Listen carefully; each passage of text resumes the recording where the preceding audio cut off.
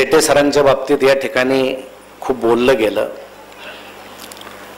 आणि एखाद्या शिक्षकाला मरणोत्तर इतका सन्मान मिळू शकतो ही सुद्धा खूप मोठी गोष्ट आपणा सर्वांच्या दृष्टीने आहे. आपण इथं सरासरी 800 श्रोते जर बसलेले असाल, श्रोते म्हणतो प्रेक्षक नाही, कारण वक्ता हा प्रेक्षणीय नसतो, तो श्रवणीय असू शकतो. 800 लोक जर आपण इथं बसलेले असू तर माझ्या मते इथं 1600 लोक आहेत. कारण आपले दोन्ही मन कायम जागृत असतात, एक अंतर्मन आणि एक बहिर्मन. मला जे दिसत आहेत ते सगळे बाहेरचे मन आहेत. आपल्या आतल्या मनात काय चाललंय हे मी ओळखू शकत नाही, कारण जगामध्ये तेवढंच एक रहस्य सध्या शाबूत आहे आणि त्यावरच जग चाललेलं आहे. हे मी सांगण्याचा उद्देश आहे की आपण एसटी बसमध्ये बसल्यानंतर ज्यावेळेस आपल्याला दिसतं एखादी आजी उभी आहे किंवा एखादी लेकरवाळी बाई कडेवर मुलगा घेऊन उभी आहे, खड्डा आला की ते असे हलतात, कधी पडतील याचा भरोसा नाही.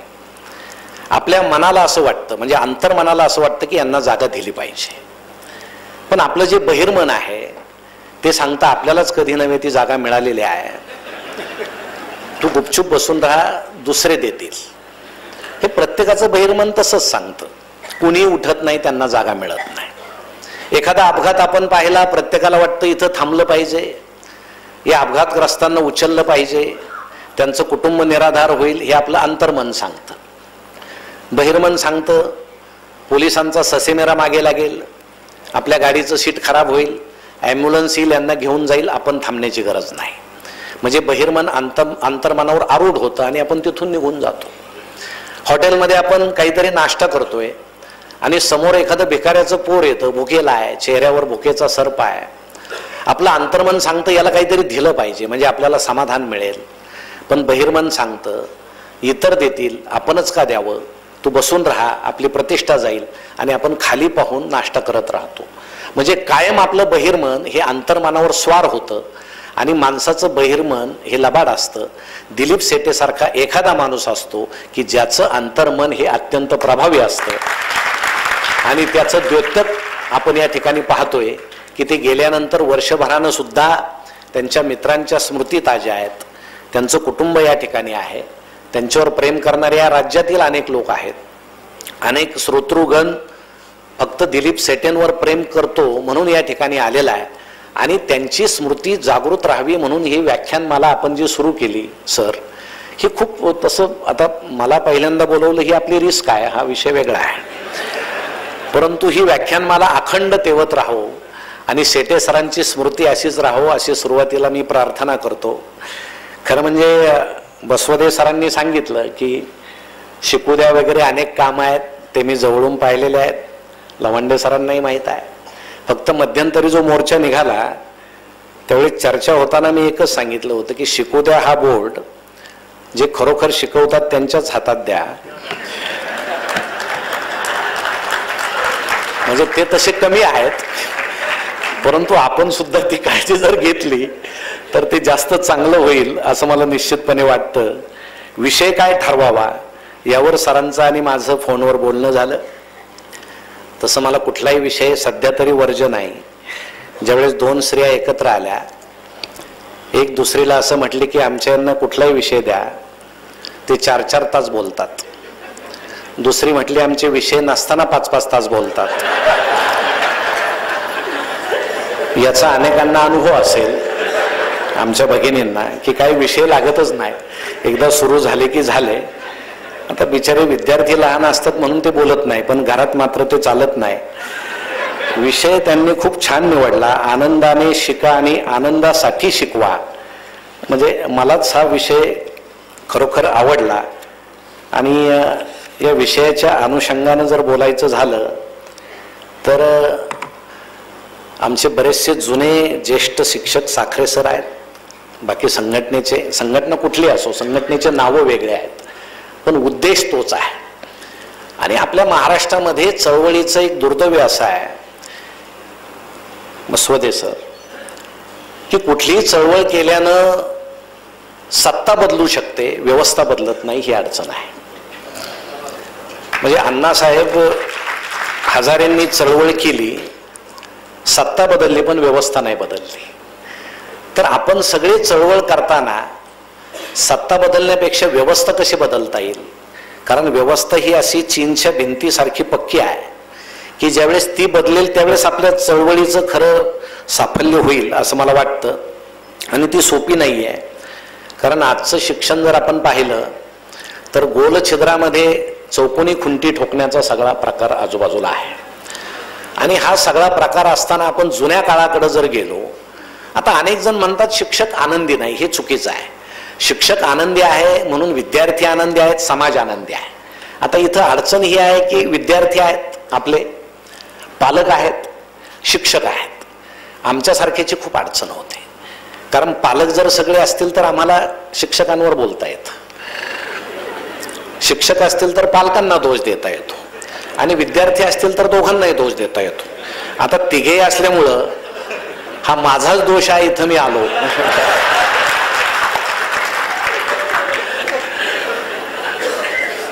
असं म्हटलं तरी अडचण येणार नाही. पण माझे वडील शिक्षक होते आणि मला आठवतं धोतर, नेहरू आणि टोपी म्हणजे पूर्वी गुरुजी हे टिपिकल ओळखू यायचे, हे गुरुजी आहे. पण आता समाज बदललेला आहे. पूर्वीचे शिक्षक धोतर घालायचे, आता घालणं शक्य नाही काळानुरूप. विद्यार्थी ते ठेवतील याचाही भरोसा नाही, कारण आता विद्यार्थी तसे आहे. त्यामुळं जीन्सच्या पॅन्ट वगैरे आल्या हा आपला दोष नाही, म्हणजे त्या अगदी शाबूत असतात, सुरक्षित असतात. त्यामुळे विनाकारण एखाद्या जिल्हा परिषदेनं सुद्धा ड्रेस बदलावा वगैरे असं म्हणण्याचं काय तसं कारण नाही आहे. शिक्षक आपल्याला अनुकूल असे ड्रेस घालतच असतात. पण या राज्यामध्ये पूर्वी आमच्या काही जुन्या ज्येष्ठ चळवळीतल्या लोकांना आठवत असेल, 7 रुपये पगारावर सुद्धा शिक्षकांनी काम केलेलं आहे. आणि तिडके नावाचे एक शिक्षक ज्यांचा भूकबळी या राज्यामध्ये गेलेला आहे, फक्त वेतन नाही म्हणून. हा जुना काळ आहे. नंतर सगळे शिक्षक एकत्र आले, संप झाले. मला वाटतं 50-52 दिवसांचा संप झाला. एकदा पंडितजी नेहरू सुद्धा मसवदे सर त्या संपाला आले आणि त्यांनी कौतुक केलं सगळ्यांचं की यांना वेतन आयोग बसवा वगैरे. आणि जसं म्हणजे काळ बदलत जाईल, तंत्रज्ञानाचा स्फोट होत गेला, शिक्षण बदलत गेलं. आता जसा समाज बदलला, कारण आपण असं म्हणू शकत नाही की समुद्रातलं एक बादली पाणी काढलं आणि ते गोड आहे असं तर म्हणू शकत नाही. जसा समाज बदलत गेला तसे शिक्षक बदलत गेले, विद्यार्थी बदलत गेले, पालकही बदलत गेले. आणि आज तो बदल आपण सर्वांसमक्ष पाहतोय, कारण सर्वजण एकमेकाला अनुकूल राहिल्याशिवाय ते टिकू शकत नाहीत. फक्त पालक बदलले, विद्यार्थी बदलले आणि शिक्षक जर बदलला नाही तर शिक्षक टिकणार नाही. म्हणून तिन्ही घटक अनुकूल आहेत आणि ते अनुकूलतेप्रमाणे बदलत गेलेले आहेत. पण जुना काळ जर आपल्याला आठवला, अत्यंत खेडं, त्या काळामध्ये सायकलवर गुरुजी जायचे, सायकलही नसायची, घोड्यावर गेल्याचे उदाहरणं आहेत. म्हणजे काही शिक्षक घोड्यावर सुद्धा शाळेमध्ये जायचे पूर्वीच्या काळी. 7वी पास म्हणजे वफा हीच डिग्री असायची, बळजबरीनं उचलून द्यायचे. आणि मागता येणं भीक म्हणून मास्तर की शिक, इतकं दूषण शिक्षकाला द्यायचं. आता त्याचं उलटं झालेलं आहे. शिक्षक नसला तर भीक मागण्याची वेळ येईल अशी सध्या परिस्थिती आहे.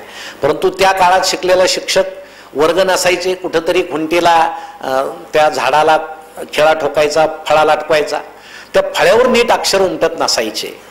पण विद्यार्थ्याच्या मनावर मात्र ते गडदपणे उमटत असायचे. अशी पूर्वीची परिस्थिती होती. आणि पाढे वगैरे म्हणताना अख्ख्या गावाचीच शाळा होऊन जायची. सगळ्या गावामध्ये ते पाढे घुमायचे. सारवायची पद्धत होती. विद्यार्थ्यांचे पोशाख सुद्धा, आता आमचे काही विद्यार्थी इथं आहेत, खाकी अर्धी चड्डी असायची, सगळ्यांना ठिगळं असायचे. म्हणजे त्या काळात ठिगळं नाही असं विद्यार्थी नाही. आणि कुणी कुणाला हसायचा प्रश्नच होता, कारण सगळ्यांना ठिगळं असायचे. आणि बेल्ट काय म्हणजे करदुरा, वरून करदुरा घ्यायचा आणि तो ढिल्ला असायचा. ढिल्ला असला तर त्याला काडी लावायची आणि तो गोल गोल फिरून ती विजार अशी पक्की करून टाकायची.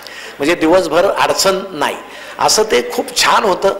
आणि पूर्वीचे पण एक होतं, म्हणजे जाता जाता एक सांगतो की जर विजार फाटलेले असेल, आमच्या ताईचा स्कर्ट फाटलेला असेल तर आई तसं जाऊ देत नसायची की बाळा तसं जाऊ नको, कारण शिक्षक तुला हसतील, बाकीचे मुलं तुला हसतील, समाज तुला हसेल.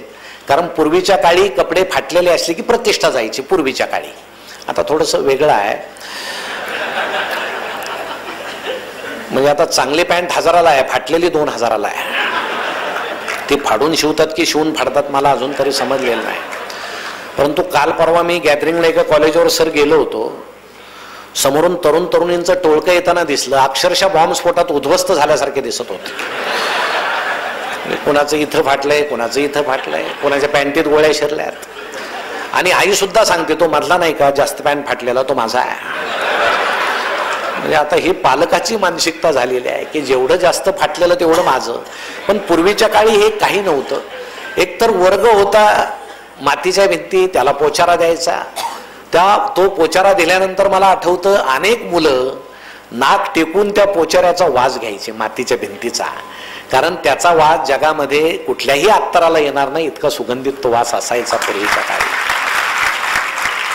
तेच सर्वांचं अत्तर असायचं. जमिनी सारवाव्या लागायच्या, त्यासाठी पाणी आणायचं, शेण आणायचं.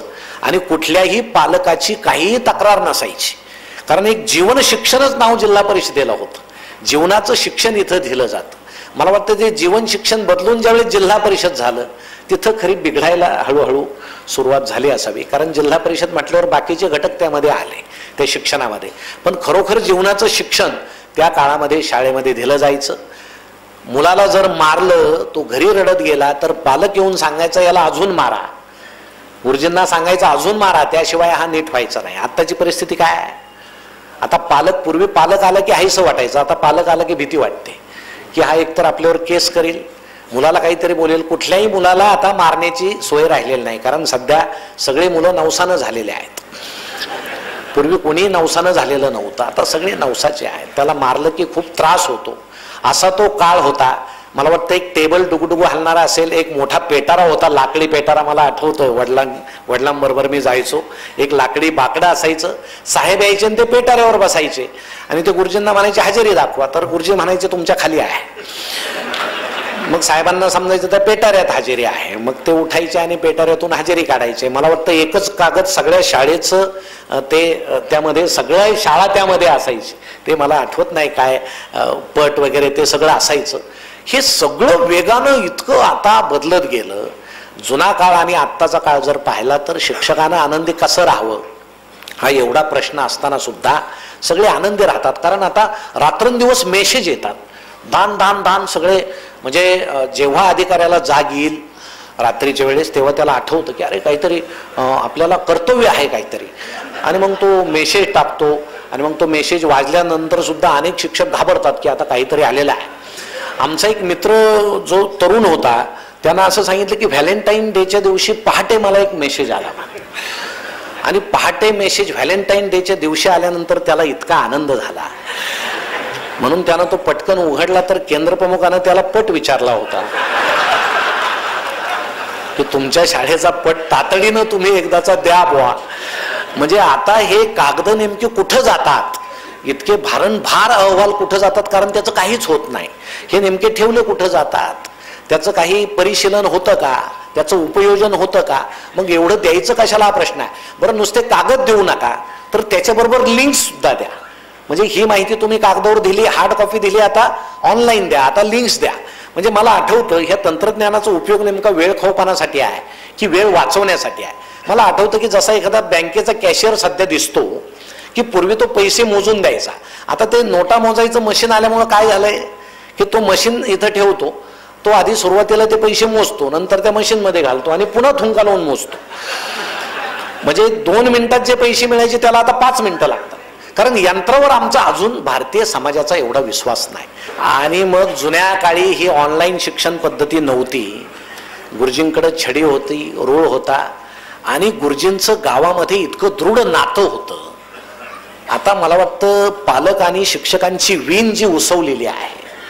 आपण जरी किती म्हटलं की काय मुख्यालय राहायचे काय अट काय रद्द करा, तरी पूर्वी शिक्षक तिथं राहत असल्यामुळं जो एक स्नेह गावाशी होता. कारण आता काय होतं की पालक शेतात गेल्यानंतर शिक्षक तिथं जातात आणि पालक येण्याआधी ते निघून येतात. ठीक आहे, त्यांची सोय असेल, परंतु गावात राहिल्यानं जो ऋणानुबंध पालकांशी त्यांचा होता. कारण पत्र सुद्धा शिक्षक वाचायचे, बाकी सगळे असाक्षर होते, कोणाला फारसं वाचता येत नसायचं. अजूनही केंद्राच्या दृष्टीनं मला वाटतं निरक्षर लोक आहेत, कारण निधी बराचसा पडून आहे, त्यामुळे निरक्षर लोक शोधावे लागतात. आणि मग ते असाक्षर लोक पत्र आलं की गुरुजींना बोलवायचे आणि मग गुरुजी ते वाचून दाखवायचे. तोपर्यंत संध्याकाळ व्हायची आणि मग कारभारीन डोक्यावर पदर घेऊन म्हणायची, गुरुजी आता उशीर झालाय, जेवून जावा. गुरुजी नको म्हणायचे, तरी पण ते अडाणी घर गुरुजीला ते सगळं ग्रामीण, ते बाजरीच्या भाकरी असेल, ठेचा असेल, ते गावरान कोरड्यात ज्याला म्हणायचे, खापराच्या तवलीत शिजवायचे, ते गुरुजी जेवायचे. आणि मग कंदील घेऊन तो पालक गुरुजींना खोलीपर्यंत सोडायला यायचा की किरकुडे निघतील, तुम्हाला भीती आहे. आणि मग ते कंदील घेऊन यायचा, कंदील असा हलायचा, त्याच्या सावल्या हलायच्या आणि त्या सावल्यांमध्ये गुरुजींची आणि त्या पालकाची सावली जशी एकमेकात मिसळायची, तसे पूर्वी पालक आणि गुरुजींचे संबंध. आता ठीक आहे, जसा काळ बदलला तसं सगळं बदललं. ऑनलाईन शिक्षण झालं, आता मोबाईल सगळ्यांकडे आहे. पूर्वी जे व्हायचे घरामध्ये संस्कार, कारण घरामध्ये काही मुलांवर संस्कार झाले तर नंतर ते शाळेमध्ये व्हायचे. संस्कार होण्याची पहिली कुठली संस्था आहे तर ती घर आहे. आणि घरामध्ये कोण संस्कार करतं? आई करते. आम्ही जिजाऊ पासून पाहतो की जिजाऊनं बाल शिवाजीवर संस्कार केले, त्याला रामायण महाभारतातल्या गोष्टी सांगितल्या, म्हणून त्याच्यामध्ये एक वीरत्व आलं, वीररस त्याच्यामध्ये निर्माण झाला. आणि त्याला वाटलं ह्या मुघलांना हाकलून दिलं पाहिजे, हे आपले शत्रू आहेत, हे आपल्या समाजावर अन्याय करतायत. ही चीड बालपणापासून त्याच्या मनामध्ये निर्माण झाली, कारण आईनं त्याच्यावर संस्कार केले. आता कुटुंबामध्ये तुम्ही पहा, कोणाचंच कुटुंब त्याला अपवाद आहे असं मी म्हणत नाही. आता 7 वाजले की आमच्या महाराष्ट्रातल्या बहुतेक स्त्रिया स्वयंपाक आटोपून ह्या पटकन टीव्ही समोर बसतात, कारण सिरियल सुरू होणार असतात 7 ते 9. आणि सिरियलचा पाया जर तुम्ही पाहिला तर तो सगळा अनिती आहे, अनैतिक तो पाया आहे. मग लहान मुलगा शेजारी येऊन बसतो, लहान मुलगी शेजारी येऊन बसते, आई पाहते. पूर्वी वडील घरी आले की आई विचारायची, इतके वेळ कुठं होतात? आता कोणी पालक असेल तर त्यांना माहीत असेल किती प्रेमानं आई विचारायची, इतके वेळ कुठं होतात? आता विचारत नाहीत. आता तुम्ही या बसा, कारण ते टीव्हीतलं पात्र आम्हाला जास्त महत्वाचं आहे. ते चुकलं तर अडचण आहे. तुम्ही कुठं जाणार आहात? इथंच येणार आहात 2 दिवसांना फिरून. मग हा आपला बसतो, याला चहाची गरज असते. अहो तुमचं सोडून द्या, मलाच तो अनुभव आहे. म्हणजे मी असा कार्यक्रम करून घरी गेलो आणि पत्नी, ती पूर्वीची कुंकू नावाची मालिका आठवते ना तुम्हाला? आमच्या ताईंना आठवत असेल, कुंकू नावाची मालिका खूप प्रसिद्ध होती. आणि पत्नी ती मालिका पाहण्यात इतकी गुंग झाली होती की घरामध्ये तिला खरं कुंकू आल्याचं सुद्धा समजलं नाही. मग ती मालिका संपल्यावर तिनं मला विचारलं, काय हवंय का? म्हटलं आधी त्या कुंकवाचं वाटोळं होतं, मग आमच्याकडे पहा काय काय. तर आम्ही कुठं जाणार आहोत? आता एवढ्या समाजानं तांदूळ टाकलेत सगळ्यांसमोर, नाही का, जेवण वगैरे करून गेलेत, कसं तुमच्यापासून आम्हाला वेगळं राहताच येणार नाही वगैरे. मग ते येतात पालक. तुम्हाला सांगतो, मुला मुलींशी किती आई वडील बोलत असतील हा फार मोठा प्रश्न आहे. कारण मग वडील येऊन बसतात, आई तर सिरियल पाहते, मुलगा मुलगी हे काय पाहतायत नाईलाजानं त्यांना पाहावं लागतंय. मग जेवायला सुद्धा 8:15 आई टीव्ही समोर घेते, कारण एपिसोड मधला काही भाग चुकायला नको. आणि कुटुंबातली ही परिस्थिती आहे. आणि मग जेवायला सगळ्यांना वाढलं जातं आणि नेमका जेवण सुरू झाल्यानंतर 8:15 तो अक्षय कुमार येतो, काहीतरी बाटली घेऊन येतो अशी मोठी. टॉयलेट कशानं धुवावं ते असतं काहीतरी, ते मला नाव आठवत नाही त्या द्रव्याचं, हार्पी. मग ते भांड्यात ओतायचं, खसखसत व्हायचं. माणसं जेवताना पाहतात, तुम्हाला नुसते पाहत नाही, चर्चा होते. आई वडिलांना सांगते, त्यानं फार स्वच्छ निघतो, उद्या घेऊन या.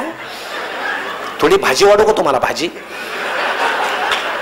वडिलांचं काय होत असेल? त्याच्यामुळे बहुतेक माणसं सध्या बाहेरूनच जेवून येतात. त्याचं हे कारण आहे.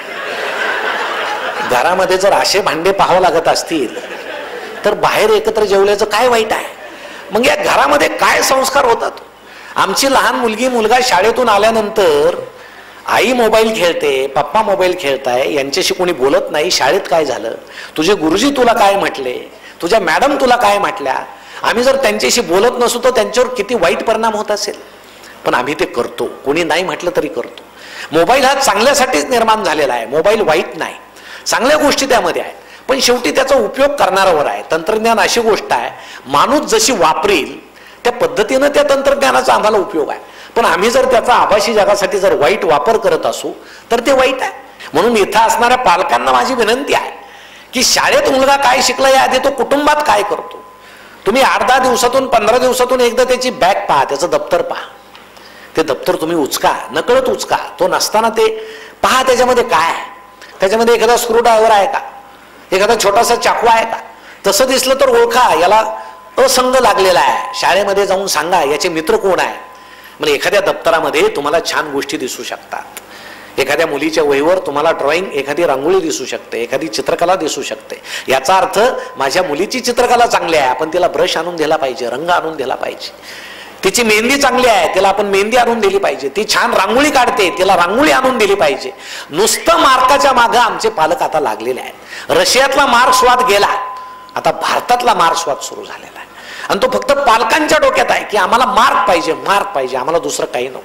अहो, मार्कासाठी इतके वेडे होतात माणसं की 90च्या पुढेच मार्क्स पाहिजे. त्याला 5वीला 70 असतील, 6वीला 72 असतील, तो जर 70च्या भोवतालीच 9वी पर्यंत घुटमळत असेल तर त्याला 10वीला कुठून 90च्या पुढे मार्क्स पडतील. अचानक त्याची प्रतिभा, कल्पकता, बुद्धिमत्ता कशी वाढेल याचा विचार आम्ही करतो का? अजिबात नाही. पालकांनी याचा विचार केला पाहिजे, त्यांच्यावर दडपण टाकायला नको. अहो, आत्ताची गंमत तुम्हाला सांगतो. 12वीचा निकाल लागला, मला समजलं आमचा एक मित्र रडतोय. का रडतोय? त्याच्या मुलाला खूप कमी मार्क्स पडले. म्हणून आम्ही त्याच्या घरी सांत्वनाला गेलो. आता ही नवीन जागा झाली सांत्वनाची. गेलो आम्ही, तो रडत होता, त्याची पत्नी रडत होती आणि मुलगा समोर बसलेला. मुलाला वाटलं आता आई वडील रडतायत, आपण थोडंसं रडलं पाहिजे. ते खाली पाहून आपलं खोटं खोटं रडत होतं. अहो, वातावरण इतकं गंभीर होतं तुम्हाला सांगतो. म्हटलं आता इथं चहा मिळणं सुद्धा अवघड आहे. मग मी त्या वडिलांच्या कानात एक वाक्य बोललो. त्यांनी पटकन डोळे पुसले, पत्नीला म्हटले पटकन चहा ठेव. तिनं चहा ठेवला, चहा घेतला, आम्ही निघून आलो. काय बोललो मी त्याच्या कानात? मी फक्त एवढंच बोललो की बाबा, कधी कधी आनुवंशिकतेचा सुद्धा परिणाम असतो.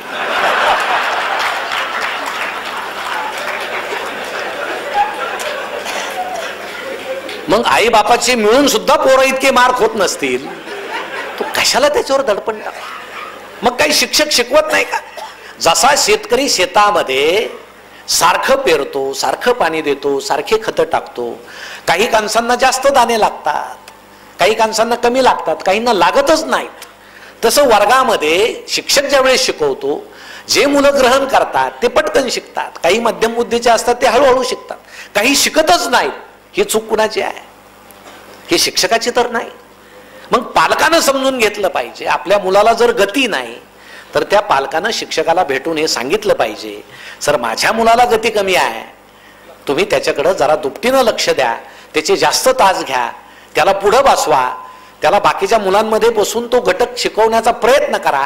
असे उपाययोजना ज्यावेळेस पालक आणि शिक्षक दोघे मिळून करतील त्यावेळेस त्या मुलाच्या बुद्धिमत्तेमध्ये सुधारणा होईल. पण हे होत नाही. आमचे गुरुजी शिकवत नाहीत, आमच्या बाई शिकवत नाहीत. आमचे जे गुरुजी पूर्वी होते ते खूप शिकवायचे, आता हे नवीन आले शिकवत नाहीत. पालक असं का म्हणतात? कारण आमचे जाणारे गुरुजी गुपचूप जात नाहीत, त्यांची बदली झाल्यावर ते गुपचूप जात नाहीत. ते पालकांना सांगतात आता तुमच्या पोरांचं काही खरं नाही, मी होतो तोपर्यंत बरं होतं. आता हे नवीन आलेत, हे संघटनेचे आहेत, हे खूप फिरतात, हे मोठ्या पदावर आहेत. म्हणजे आम्हालाच एकमेकांना जर चांगलं म्हणायची सवय नसेल तर ही सुद्धा फार मोठी अडचण आहे. ज्या शिक्षकांना अडचणी येतात त्या मला वाटतं दुसऱ्या शिक्षकांनाच आणलेल्या असतात, असा मला एकंदर महाराष्ट्रातला अनुभव आहे. एखादा शिक्षक रजेवर असेल तर त्याच दिवशी सरपंच कसे शाळेवर येतात, नेमके त्याच दिवशी येतात. आमची महिला आहे तुमच्या बरोबर शाळेमध्ये, तुम्हाला अहवाल द्यायचा आहे, तालुक्याच्या ठिकाणी जायचंय, रस्ता कच्चा आहे, निबिड आहे.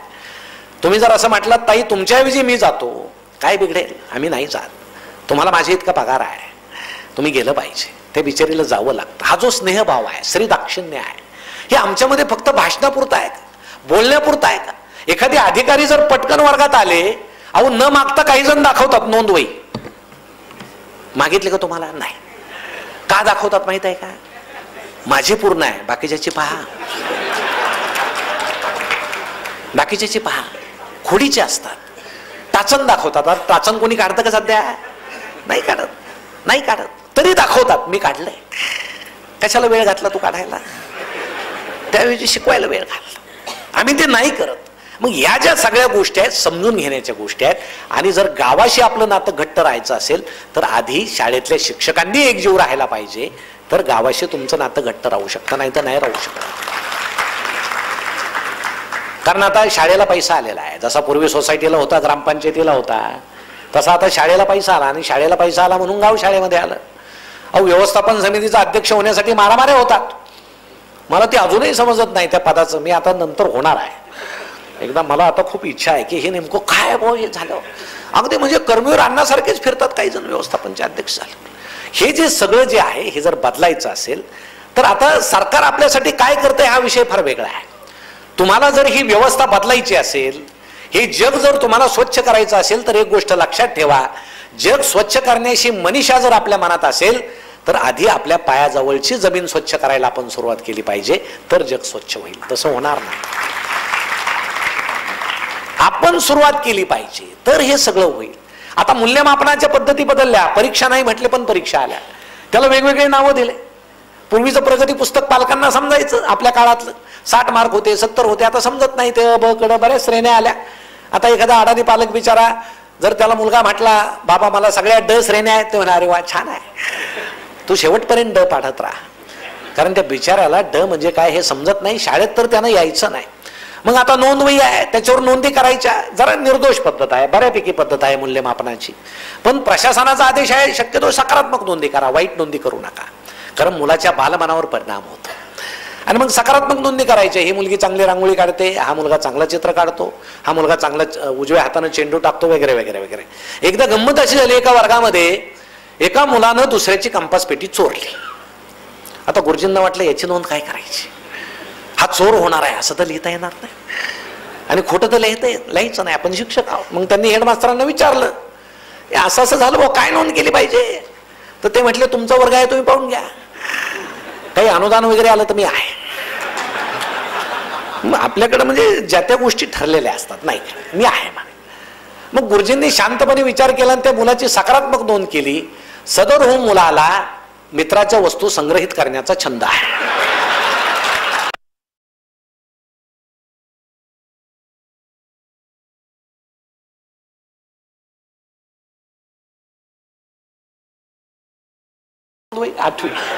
आठवीच्या मॅडमकडे जर ही नोंदवही गेली आणि त्यांना जर असं वाटलं की याच्या या गुणाला प्रोत्साहन दिलं पाहिजे, तुम्हाला सांगतो त्याची पर सुद्धा जागेवर राहणार नाही त्यांचं. इतकं गुन्हे. आता हे नोंदी करायच्या कशा. पण हे सगळं आम्ही नेमकं फसवतो कुणाला, आम्ही शेवटी विद्यार्थ्यांना फसवतो आणि ह्या व्यवस्थेमुळे फसवतो. आमची व्यवस्था अशी आहे, सिनियर कॉलेजच्या प्राध्यापकांना जर पालकांनी सांगितलं आमच्या मुलाला काही येत नाही, ते सांगतात हा कुठल्या हायस्कूलमध्ये होता, कच्चा राहिला, हायस्कूलला काही शिकवलंच नाही हो. मग पालक हायस्कूलमध्ये जातो, अहो ते सर तर असं म्हणतायत तुम्ही शिकवलं नाही. ते कुठल्या मराठी शाळेत होता, त्या गुरुजींनी शिकवलं नाही. मग पालक त्या गुरुजींकडे जातो, अहो त्या हायस्कूलला सांगितलं तुम्ही शिकवलंच नाही. त्याने माझी काही चूक नाही, अंगणवाडीतूनच कच्चा आला. मग हे अंगणवाडीत जातात. मग अंगणवाडीनं आता काय म्हणायचं, हा आई वडिलाकडून आलाय. आता ती ते म्हणू शकते, पण आता आई वडिलांनी काय म्हणायचं हा प्रश्न आहे. मग आमच्याकडे काय सिनियर कॉलेजचे सांगतात खालून वर आलं आणि मराठी शाळेवाले म्हणतात वरून खाली आलं. ह्या दोन गोष्टी आहेत ज्या कधीच कोणाला कळत नाही. तुटलेलं कपाट आलं वरून आलं, कुठून आलं शेवटपर्यंत कळत. सिनियर कॉलेजला कच्चा विद्यार्थी आला खालून आला, कुठून आला शेवटपर्यंत कळत नाही. ही आमची व्यवस्था जी आहे, हा विश्वासाचा जो विषय. आता अशैक्षणिक कामाचं तुम्ही सांगितलं, काम नुसते काम, कारण गुरुजी हे या समाजामध्ये सगळ्यात प्रामाणिक आहेत असं प्रत्येक सरकारचं मत आहे. सरकारचं मत आहे की नाही तुमच्याशिवाय हे कुणी करू शकत, हे तुम्हीच करू शकता. मग शेतकऱ्याला म्हणायचं पेरू नको नाही का, आणि गुरुजींना म्हणायचं शिकू नको, कामगारांना म्हणायचं काम करू नको. असं जर होत गेलं तर हा देश टिकणार कसा, हा फार मोठा प्रश्न आहे. पण वरच्यांना जर स्वतःच्या आसनाची कायम काळजी असेल तर तुमच्या व्यवस्थेचं त्यांना काही घेणं नाही. म्हणून मागाच मी जे म्हटलं की पायाजवळची जमीन स्वच्छ करायची, आपण आहे तेवढं सहन करायचं आणि काम करायचं. अहो किती कामं, शिकवायला वेळ नाही. एक साहेब ज्यावेळेस वर्गात गेले, गुरुजींनी फळ्यावर ऊसाचं चित्र काढलं होतं, छान चित्र होतं. आता गुरुजी म्हटलं अरे छान काढलाय ऊस, कुणी काढला. गुरुजी म्हणे मीच काढला, माझी चित्रकला पहिल्यापासून चांगली आहे. ठीक आहे. महिनाभरानं साहेब त्याच वर्गात गेले, ऊस तसाच. साहेब म्हटले गुरुजी ऊस तसाच. म्हणे हो, कशाला ठेवला. म्हणे बेनेल ठेवलाय.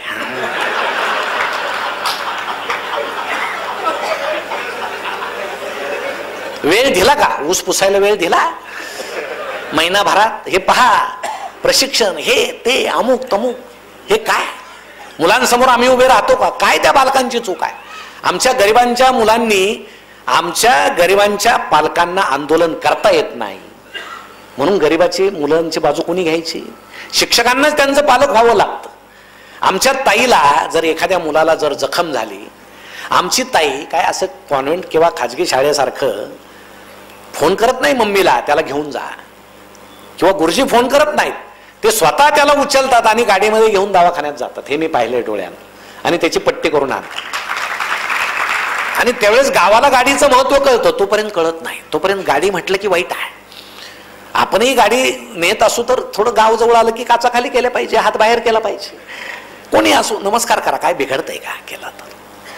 जर 8-9 शिक्षक असतील तर 1-2 गुरुजी तुम्ही गाव सांभाळायला ठेवले पाहिजे असं माझं मत आहे. कारण गावाला आता सांभाळण्याची वेळ आलेली आहे. ही सगळी परिस्थिती आहे. आणि मग आमचा हाच मुलगा जर माध्यमिक मध्ये गेला, माध्यमिक मध्ये जातो, ते तर संस्काराचं वय आहे, सगळं संस्कार कसे करायचे वगैरे त्या वयात पक्क शिकवलं जातं. पण आता गंमत काय झाली, एखाद्या शिक्षकानं जर विचारलं मुलाला राष्ट्रपती राजवट कधी लागते, आणि तो जर असं म्हटला रात्री लागते आणि पहाटे उठते, तर काय करायचं? चूक द्यायचं की बरोबर द्यायचं? आता त्याचं विश्लेषण मी जास्त करत नाही आचारसंहितेत, पण या सगळ्या गोष्टी आहेत. आमच्या मॅडम शिकवतात 18 वर्ष पूर्ण झाल्यावर मतदानाचा हक्क प्राप्त होतो, मुलगा घरी जातो, मतदानाचा दिवस उजाडतो, त्याचं लक्ष असतं वडिलांकडे हे मतदानाला जातील, पण 5 वाजले तरी वडील मतदानाला जात नाही. त्याच्या मनात शंका येते, बहुता वडिलांना 18 पूर्ण व्हायला 5-10 मिनिटं बाकी असावेत. खरं मतदान तर 5 नंतर सुरू होतं ना. एखादी गाडी येते, हातात प्रलोभन देते आणि फुकटची गाडी वडिलांना घेऊन जाते. मग याच्या मनात दृढ संकल्पना होते की काहीतरी हातात दिल्यावर मतदानाचा हक्क प्राप्त होतो. ही बाहेरची लोकशाही आहे. शिक्षकानं मग काय शिकवायचं वर्गामध्ये? तुम्ही जे संस्कार करता ते संस्कार जर समाज मोडीत काढत असेल तर आता पालकांनी सुद्धा जागं होण्याची गरज आहे. जागं कसं व्हा की पालकांनी सुद्धा आता सरकारला सांगा की आमचे गरिबाचे मुलं आम्ही कुठेही खाजगी शाळेत घालू शकत नाही, आमच्याकडे तेवढे पैसे नाही. ज्या गुरुजींकडे ज्या मॅडमकडे आम्ही घालतोय त्यांना तरी तुम्ही शिकवायला वेळ द्या, हे आता पालकांनी म्हणायला पाहिजे. पण आमच्याकडे आता ती पद्धत आहे, कांद्याला जास्त भाव मिळाला की कॉन्व्हेंट मध्ये घालायचं पोरग, पुढच्या वर्षी कांद्याचा भाव पडला की पुन्हा मराठी शाळेत आणायचं. कारण ते गुणवत्तेवर अवलंबून नाही, ते आर्थिक संपन्नतेवर अवलंबून. माझ्या शेजारचा मुलगा टायकोट घालून लक्झरीत बसून शाळेत जातो, माझा मुलगा सुद्धा गेला पाहिजे. इंग्रजी आम्हाला शिकायची आहे, शिकली पाहिजे, जागतिक भाषा आहे. पण आता काय सेमी आलंय, 1 ते 100चे अंक पहिलीच्या मुलाला जर तुम्ही सगळे इंग्रजीत शिकवले आणि बाहेर व्यवहाराची भाषा तर मराठी आहे, त्याला जर वडिलांनी दुकानात लावलं साखर आण, आणि साखरेची जर 12 रुपयाची साखर झाली, दुकानदार सांगतोय 12 रुपयाची झाली, याला 12 म्हणजे काय हे समजतच नाही, त्याला 12 माहित आहे. मग व्यवहाराची भाषा जर बाहेर वेगळी असेल आणि शिकवणं जर वेगळं असेल तर या मुलांमध्ये अंतर पडणार नाही का? यांचं व्यक्तिमत्व दुभंगणार नाही का? आम्ही व्यवहाराची भाषा कधी शिकणार आहोत? नाही शिकत आम्ही. आमचे गुरुजी नेहमी आम्हाला सांगायचे, एका हौदामध्ये 10 बादल्या पाणी होतं, 2 बादल्या पाणी गळालं, खाली किती राहिलं? मुलं लईच्या 8 राहिलं. दुसऱ्या दिवशी ते म्हणायचे 12 बादल्या पाणी होतं, 5 गळालं, खाली किती राहिले? मुलं इतके लिहायचे. एके दिवशी एक मुलगा उभा राहून म्हटला, गुरुजी हौद जर असा रोजच गळत असेल तुम्ही त्याला सिमेंट का लावून घेत नाही? मग गुरुजींनी त्याच्या कानफडत मारली, पण त्याची चूकच नव्हती, व्यवहाराची भाषा आहे. अहो त्यानं जर विचारतं उदाहरण तर बदला ना, रोज कसा हौद गळतो त्याला वाटलं, व्यवहाराची भाषा. एका शिक्षकाने ज्यावेळेस वर्गात विचारलं, 10 मेंढ्या होत्या, 2 मेंढ्या विहिरीत पडल्या, खाली किती राहिल्या? सगळ्यांनी उत्तर लिहिलं 8 राहिल्या. एका मुलानं लिहिलं 0 राहिल्या. गुरुजी म्हटले चूक आहे, 0 कशा राहिल्या? तो म्हटला मी मेंढपाळ आहे, मी मेंढपाळाचा मुलगा आहे आणि मला माहित आहे 2 मेंढ्या विहिरीत गेल्यावर 8 वर राहू शकत नाही. उत्तर 0 येणार. गुरुजींनी मुख्याध्यापकांना सांगितलं, मानल्या सुट्टीत असं असं झालं बो. ते म्हटले तुम्हाला मेंढ्या घ्यायला कोणी सांगितलं होतं? शेळ्या घ्या, गाया घ्या. आता यानं प्रश्न सुटलाय का? नाही सुटला. आमच्याकडे प्रश्नाला अशी बगल दिली जाते, प्रश्न सुटत नाही. मग मुलगा तयार होताना त्याचं सर्वांगीण व्यक्तिमत्व तयार करणं म्हणजे काय? त्याला व्यवहारही शिकवणं आणि वर्गातलं शिक्षण सुद्धा शिकवणं. मग आमचे जे शिक्षक आता शिक्षक शिक्षिका वर्गामध्ये मन लावून काम करतात, माझं स्पष्ट मत आहे 10 10 वाजता वर्गात गेलेले शिक्षक 5 वाजता ज्यावेळेस बाहेर येतात त्यांचे इतका पुण्यशील माणूस नसतो, कारण सगळे अबोध निष्पाप मनाचे मुलं त्यांच्या समोर असतात. इतकं निस्वार्थी जग कुणाच्याही सहवासात नसतं. ते बिचारे इतके छान असतात. मला काही शिक्षक फोन करतात. एका शिक्षकानं फोन केला सर की मी पाऊस येत होता म्हणून टॉयलेटला गेलो आणि बाहेर आलो तर पाहिलं पहिलीचं पोरग छत्री घेऊन उभं होतं. डोळ्यात पाणी आलं. म्हटलं हे जे संस्कार कोणी दिले, हे संस्कार हे त्याच्या घरच्यांनी दिले असतील, त्या शिक्षकानं दिले असतील, पण हे अबोध मुलं की तुम्ही शाळेत गेल्यानंतर जगामध्ये अशी कोणती गोष्ट आहे की ते धावत येतात, तुम्हाला चिकटतात, आमचे सर आले, आमच्या मॅडम आल्या, तुमचा डबा घेतात, तुम्हाला फक्त ओढून न्यायचं वर्गात बाकी राहतात. इतकं अबोध प्रेम या जगात दुसऱ्या कुणालाही मिळत नाही. आणि ते वेतनापेक्षा कितीतरी जास्त आहे, कितीतरी मोठा आहे. म्हणून शिक्षक सुद्धा मुलांना स्वतःचे मुलं समजून त्यांच्यावर प्रेम करतात. फक्त अडचण ही आहे की ही जी व्यवस्था दुभंगलेली आहे ही कुठंतरी नीटशी केली पाहिजे आणि त्यासाठी तिन्ही घटकांनी उघड्या डोळ्यानं राहायला पाहिजे. जुन्या शिक्षकांना इंग्रजी येत होती का? आमचे जुने शिक्षक इथं समोर बसलेले आहेत. आमच्या वडिलांना इंग्रजी येत नव्हती, पण ते म्हटले त्यानं काही बिघडलं नाही, भाषा वाचून बिघडत नाही. एका गुरुजींना एकच शब्द माहित होता, गेट आउट. एका मुलाला ते म्हटले गेट आउट, ते पोरगं गेलं बाहेर. आता ते बाहेर केवी लावून उभं राहिलं. आता गुरुजींना म्हटलं याला आत बोलवलं पाहिजे, पण आता इंग्रजीत हाकललं तर इंग्रजीतच बोलवलं पाहिजे. इंग्रजीला काय म्हणता? मग ते बाहेर गेले आणि वर्गाकडे बोट करत त्या मुलाला म्हणाले गेट आउट. काय बिघडलं? पोरगं वर्गात आलं ना. सरळ साधी गोष्ट. काही भाषे वाचून अडत नाही. शेवटी संकेत महत्वाचे आहेत, संबोधन महत्वाचं आहे. पण आम्ही जे इंग्रजी म्हणून बसतो आणि पालकांनी जे सध्या त्यांना वेळ लागलेलं आहे इंग्रजीचं, त्या नादात मराठीचं अगदी मराठी ते विसरायला लागले, आईला विसरायला लागले आणि मावशीला जवळ करायला लागले. ही पालकांची चूक आहे. आम्ही विचार कुठल्या भाषेत करतो? आमच्या मातृभाषेत करतो. आणि आमच्या मुलाला जर मातृभाषाच येत नसेल तो विचार कसा करेल आणि त्याचं व्यक्तिमत्व कसं घडेल ही सोपी गोष्ट आहे. ही आपण पालकांना सांगितली पाहिजे, पण ते ऐकत नाही. ह्या गोष्टी ऐकत नाही. एक मुलगा ज्यावेळेस जायचा, पालकांना इतकं आता ते लक्ष देतात. एका पालकानं सांगितलं सरांना की माझ्या मुलाचे उच्चार जरा वेडे वाकडे आहेत म्हणे, त्याच्याकडे लक्ष द्या. सर म्हटले ठीक आहे. मग सरांनी त्याला पहिल्या दिवशी वर्गात उभा केला. म्हणे म्हण रे इलेक्ट्रिसिटी. तो म्हटला इलेक्ट्रिसिटी. सर म्हटले सी आणि टी मध्ये अडचण आहे. इलेक्ट्रिसिटी. मुलगा म्हणायचं इलेक्ट्रिसिटी. तासभर हाच खेळ सुरू होता. तुम्हाला सांगतो तास संपल्यावर सर त्याच्या नादानं इलेक्ट्रिसिटी म्हणायला लागले.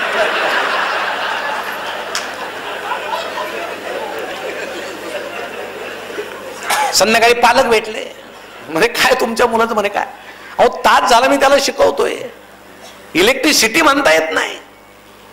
वडील म्हटले जाऊ द्या सर, त्याच्या बुद्धीची कॅपॅसिटीच तेवढी आहे. सरांना धक्काच बसला. म्हणजे मुलगा इलेक्ट्रिसिटीला इलेक्ट्रिसिटी म्हणतो, वडील कॅपॅसिटीला कॅपॅसिटी म्हणतात. यांच्या घरामध्ये टीटीचे इंजेक्शन जास्त दिलेले असतात. दुसऱ्या दिवशी सकाळी सर निघाले, ओट्यावर आजोबा होते. म्हणे आजोबा काय गंमत आहे? म्हणे काय तुमचा नातू, तुमचे वडील इलेक्ट्रिसिटी कॅपॅसिटी काय कळतच नाही, काय तीच? आजोबा म्हणे जवळ या सर. कानात म्हटले आहे ते बरं आहे, कृपया प्रकाराची पब्लिसिटी कुठं करू नका.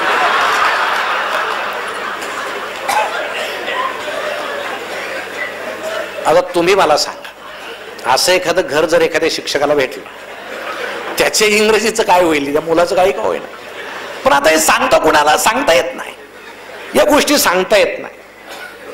म्हणून माझं असं स्पष्ट मत आहे, आता आपल्या मराठी भाषेला अभिजात भाषेचा दर्जा मिळावा, ही खरं म्हणजे शिक्षकांच्या दृष्टीनं अतिशय आनंदाची गोष्ट आहे. परंतु खरं सांगतो अगदी अपवाद आहेत, थोडे आहेत, 5% आहेत. त्यांना समजलंच नाही काय झालं, पण त्यांनी विचारावं ना कोणाला तरी. अभिजात भाषाचा दर्जा मिळाला म्हणजे काय झालं? सरळ गोष्टी आहेत की आपली भाषा 1000-1500 वर्षापूर्वीची आहे, हे सिद्ध झालं.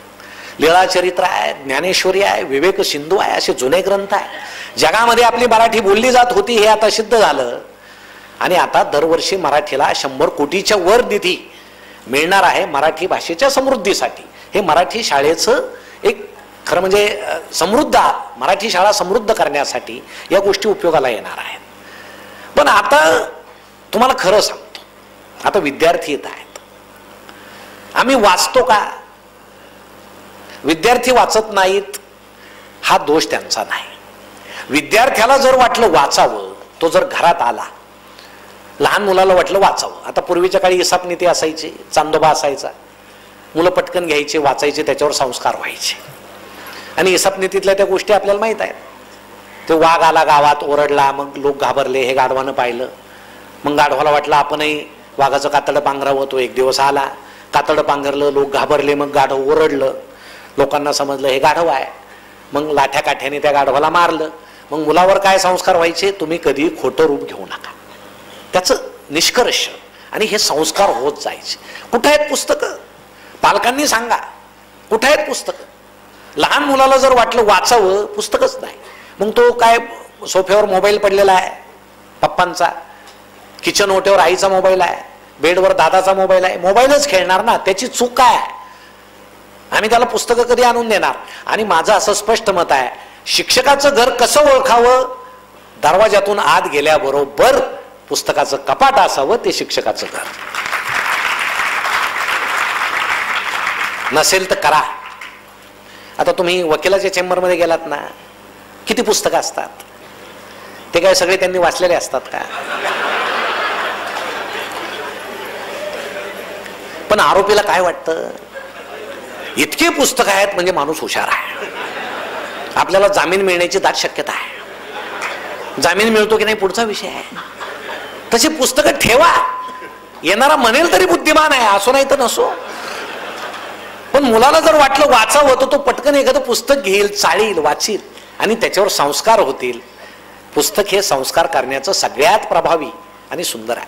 मी एक काल सुविचार वाचला सर, पुस्तकांनी कपाटात आत्महत्या केली, जबाबदार मोबाईल होता. किती सुंदर वाक्य आहे.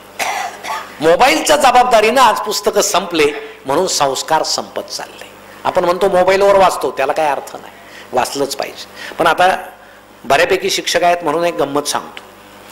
2 शिक्षक ज्यावेळेस एका शिक्षकाच्या घरी गेले चहाला, साने गुरुजींचा फोटो होता भिंतीवर, चहा होस तर एक शिक्षक त्याच्याकडे असं पाहत होते दुःखी नजरेने. त्या घरातल्या शिक्षकांना विचारलं, काय पाहताय? ते म्हटले, वडील कधी गेले?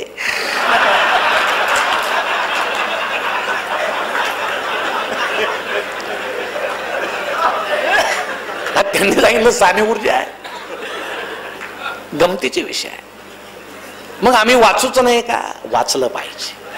जो शिक्षक वाचतो आणि समृद्ध होतो, त्याचं व्यक्तिमत्व इतकं उजळतं. तुम्हाला सांगतो, वर्गामध्ये राजा शिवछत्रपतींचं पुस्तक ज्यानं वाचलंय, त्याला 4थीचा इतिहास हातात घेण्याची गरजच नाही, गरजच नाही.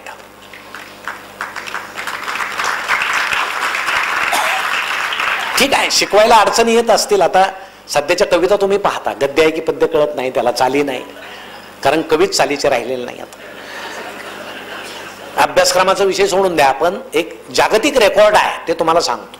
इतक्या वेळेस पुस्तकं बदलले, अभ्यासक्रम बदलला, पण गेले 48 वर्ष छत्रपती शिवाजी महाराजांचं पुस्तक बदललेलं नाही. आणि ते कधीही बदलू नये, काही कारण नाही बदलायचं. पण आपलंच वाचन संस्कार जर संपलेले असतील तर मुलांनी वाचायचं कुठं? हा फार मोठा प्रश्न आहे. मुलांशी सुसंवाद कोण करील? तो शाळेतून आल्यानंतर त्याच्याशी कोण बोलेल? आणि साहित्यामध्ये शिक्षकाचं वर्णन तुम्ही पाहता. दमा मिराजदारांची ती कथा आहे, कुठली? माझ्या बापाची पेंट.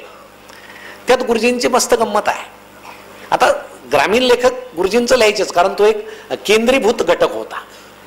आपल्या समाजाला 2 गोष्टीवर बोलायला खूप आवडतं, काही माहीत नसताना. एक शिक्षण आणि दुसरं राजकारण, बोलतातच ते. मग माझ्या बापाची पेंट मिराजदारांचं वाचा, खूप गमतीशीर आहे. पु ल देशपांडेंची एक कथा आहे, म्हैस. त्याच्यामध्ये एक गृहस्थ म्हणतो दुसऱ्याला, काहीतरी बोलतो. मग तो गृहस्थ म्हणतो, तुम्ही शिक्षक दिसता.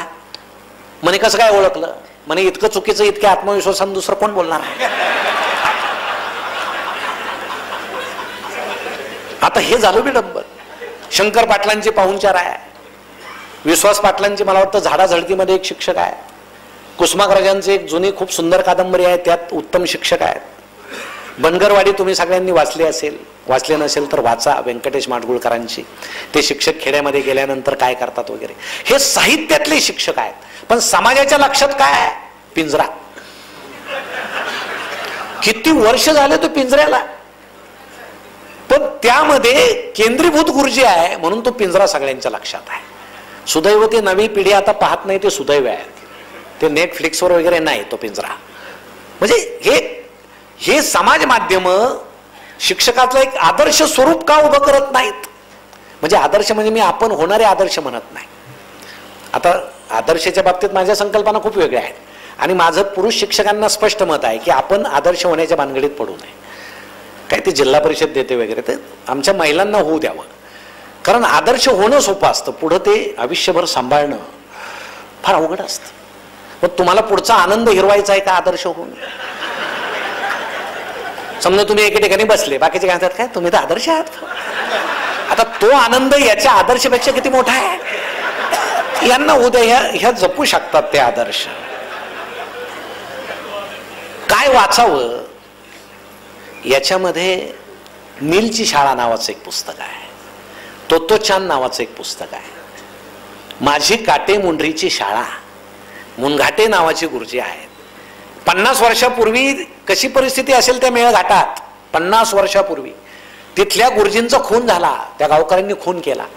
तिथं कुणी जात नव्हतं, तिथं हे मुनघाटे गुरुजी गेले आणि गेल्यानंतर त्यांनी तिथं असं वातावरण तयार केलं की त्यांचा पगार ज्यावेळेस ते बँकेत आणायला जायचे, 4-5 आदिवासी त्यांच्या संरक्षणाला असायचे. ही गुरुजीची ताकद आहे. इतकं त्यांनी बदललं ते सगळं. निसर्गातून मुलांना शिकवलं. हे शिक्षक हे करू शकतात. मारुती चितमपल्लींचं चकवाच आनंद तुम्ही वाचा, वर्गात तुम्हाला मुलांना माहिती देता येईल. आता पक्षी मरतो, उदाहरण घ्या. आपण कधी विचार केलाय का आपल्याला नैसर्गिकरित्या मेलेला पक्षी आढळला का, की ज्याचं वय झालं आणि तो मेला? अजिबात नाही. पक्षी एकतर तारेला चिपकून मरतो, त्याला कोणीतरी मारतं, पण पक्षाचं वय झालं आणि तो मेला असा पक्षी तुम्हाला कुठेही दिसणार नाही. ही जी जिज्ञासा आहे ही मुलांच्या मनामध्ये आली तर आपण काय सांगणार? तुम्ही ते वाचाय का शास्त्रज्ञाचं पुस्तक? ज्या झाडावर कितीतरी पक्षी होते तेच पक्षी येऊन बसायचे, तिथं हा शास्त्रज्ञ कित्येक दिवस खुर्ची टाकून बसला, त्याला एकही पक्षी खाली मरून पडलेला आढळला नाही. त्याला ते आश्चर्य वाटलं, हे पक्षी नैसर्गिक मरत कसे नाहीत? मग त्यानं जो शोध लावला त्याला अजून दुसरं कोणी आव्हान दिलेलं नाही. त्यानं सांगितलं पक्षाचा 6th सेन्स, ज्यावेळेस त्याला असं वाटतं मी मारणार आहे, त्यावेळेस तो अवकाशामध्ये इतका उंच जातो, इतका उंच जातो, जिथं ऑक्सिजन संपतो तिथं तो पक्षी मरतो आणि त्याचं कलेवर खाली येताना त्याचं हवेबरोबर विघटन होतं आणि ते जमिनीपर्यंत येत नाही. हा त्यानं लावलेला शोध आहे. हे तुम्ही मुलांना सांगा. हे वाचनाचे आमचे फायदे आहेत.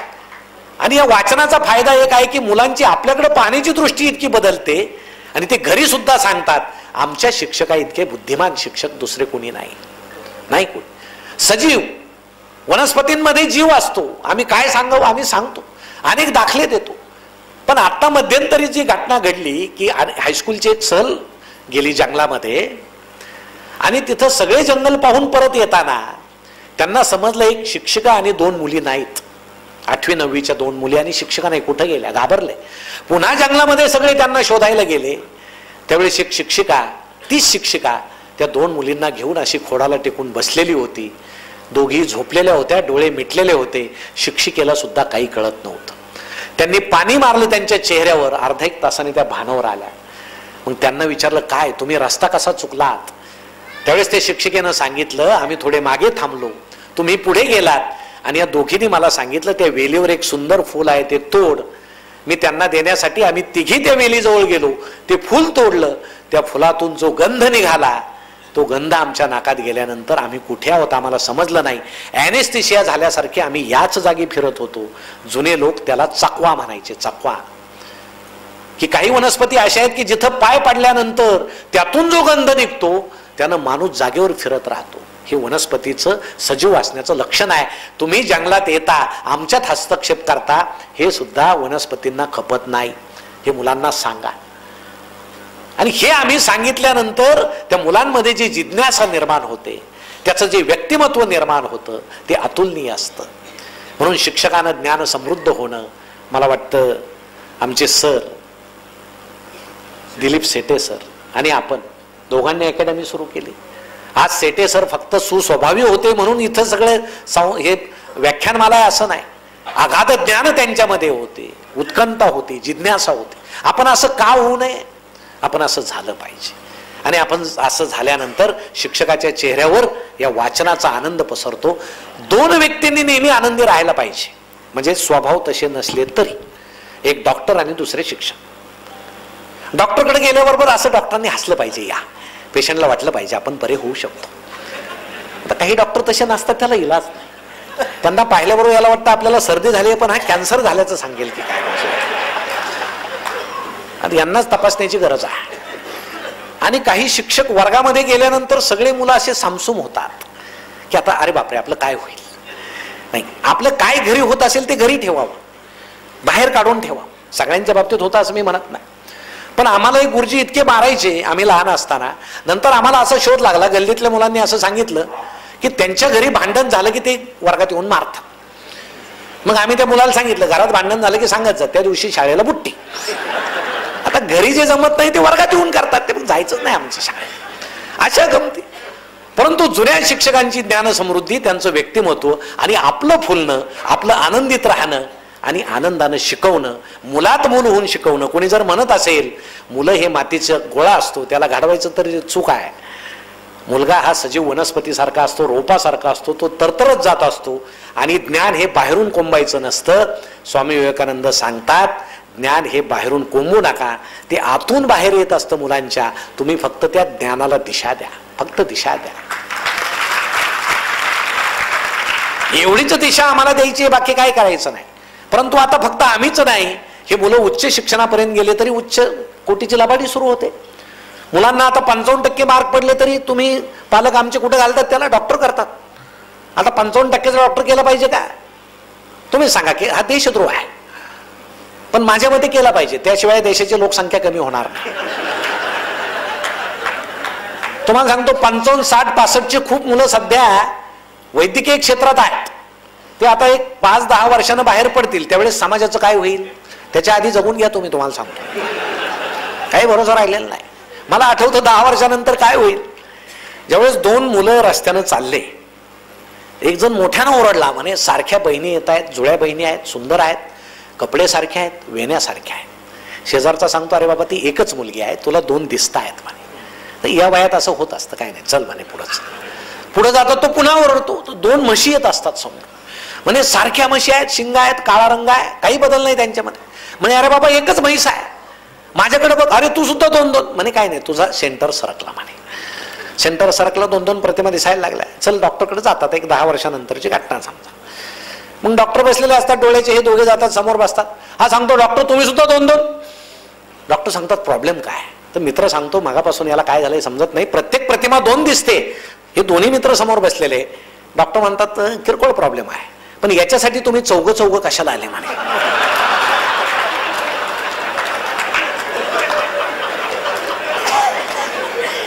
हे असं होणार आहे. म्हणजे असे विद्यार्थी आता आपले बाहेर पडणार आहे. मग असे पडू नये आणि ह्या समाजाचं भलं जर व्हावं असं जर वाटत असेल तर मला वाटतं ही पूर्ण जबाबदारी शिक्षकांची आहे. आणि फक्त शिक्षकांची नाही, पालकांची सुद्धा आहे.